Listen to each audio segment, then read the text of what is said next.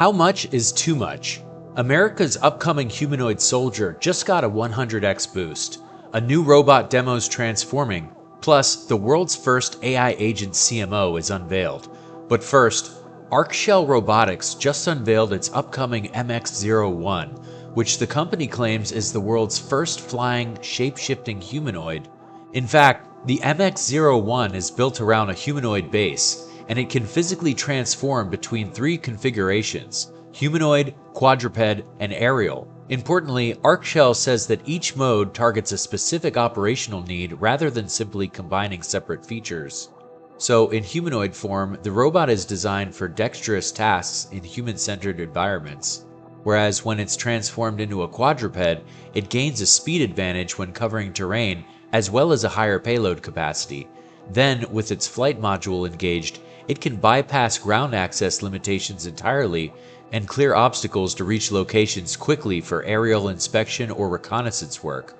And Arcshell frames this as solving a trade-off that single-form robots typically can't avoid, balancing dexterity, payload, terrain handling, and mobility in one platform rather than optimizing for just one. Additionally, the company is developing a fourth configuration, which is a wheeled mode for open or structured environments to improve the robot's performance over longer distances. And when it comes to research and design, Arcshell's team combines a talent pool from leading universities around the globe, specializing in mechanical design, reconfigurable mechanisms, motion control, perception, and embodied intelligence. As for the future, the company's longer-term goal centers on autonomy at the decision level, not just the mechanical level, with Arcshell building out a full technology stack covering perception, task understanding, decision-making, and motion execution, aiming for the robot to eventually choose its own body configuration and operating strategy based on the task in front of it without a human specifying the mode manually. Because of this, their next steps are directed towards core technology development, product engineering, and team expansion, with the intention of moving the MX-01 from technical validation to real-world deployment. And this launches the initial real-world validation step in a broader transformable robotics roadmap.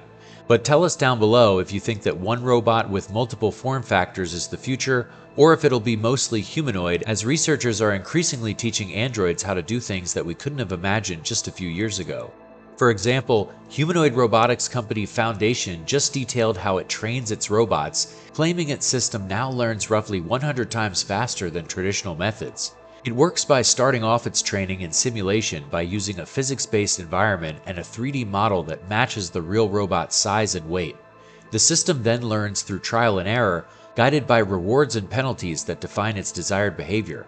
But Foundation also uses motion priors, which lets a robot learn from motion capture suits or plain video. Next, the data is encoded into a shared latent space so that the robot can learn the essence of a motion rather than just copying it exactly. And what's more is that individual skills train as separate policies, then blend into a single orchestrator policy that selects behaviors by situation, sometimes swapping the whole body into recovery mode and sometimes blending just one limb. And to close the simulation to reality gap, Foundation adds noise during training, which is called domain randomization, so that policies generalize across hardware variation. As a result, Foundation's policies run on far fewer GPUs than systems trained elsewhere. But as the Phantom MK1 learns to grow its real-world skills, Okara just launched an AI agent CMO for the digital world, running over 10 autonomous marketing agents covering SEO, Reddit, X, LinkedIn, content writing, and AI search visibility. It connects directly to WordPress, Webflow, Wix, and GitHub to publish approved work automatically, and already, Okara reports it's being used by more than 100,000 businesses worldwide, and it starts at just $99, which is a night and day difference when compared to paying a marketing team over $10,000 a month. But AI agent competition is heating up as xAI just released Grok 4.6, focused on long-running agent tasks and more ambitious interactive and visual work, staying on multi-step jobs like research, coding, or building full applications from scratch. On longer trajectories, xAI says the model also began showing more self-testing and verification behavior, checking its own work before moving on. And on the Artificial Analysis Intelligence Index, it scored a 61, matching GPT 5.6 Sol, and it's available now in Cursor, Grok Build, and the API, with pricing starting at $2 per million input tokens and $6 per million output tokens. Meanwhile, there's also a faster variant that goes for double the price. Plus, XAI also launched Grok Bot, giving each agent its own cloud computer to sign into existing tools and apps, work end-to-end, and only return when something needs approval. Users can message a bot like a coworker, run several in parallel with one overseeing the others, and show it a workflow once for it to repeat it on its own.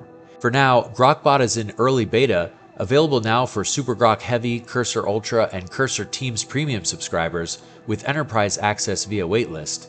Meanwhile, Anthropic just made Claude and Chrome generally available on all paid plans. The extension reads pages a user is already signed into, then clicks, types, and fills forms directly on the page, reaching internal tools and portals with no clean API. Plus, its side panel now runs a full Claude Cowork session, carrying over existing skills, plugins, and connectors, and sessions sync to the user's account across devices. Then, for safety, a check reviews actions before they happen, screening for prompt injection, while purchases and financial actions always require explicit approval first. And when it comes to Anthropic's upcoming model, claims on X state that Anthropic has already finished training an internal successor model, but it won't release it, all while work on a further successor continues. Something to note is that some claim it's named Mythos 2, though the name doesn't match Anthropic's public Mythos lineup, and may conflate with separate reporting on an internal system called Model 2, which is described in Anthropic's August 2026 risk report as outperforming Mythos 5 on benchmarks with no current public release plans.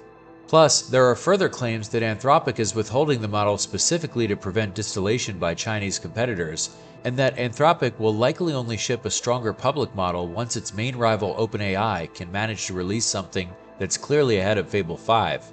But none of this has been confirmed directly by Anthropic yet, so comment down below if you think this could be their playbook. And lastly, I'll leave you with two of the latest embodied AI feats, with the first being a humanoid autonomously performing skateboard tricks.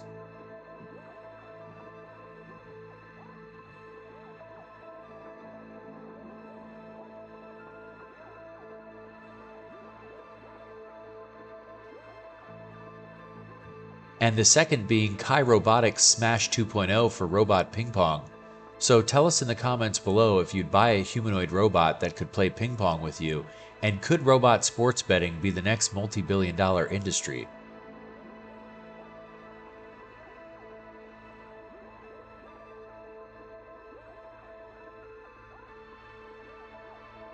Anyways, like and subscribe for more of the latest in AI and robotics news, and thanks for watching.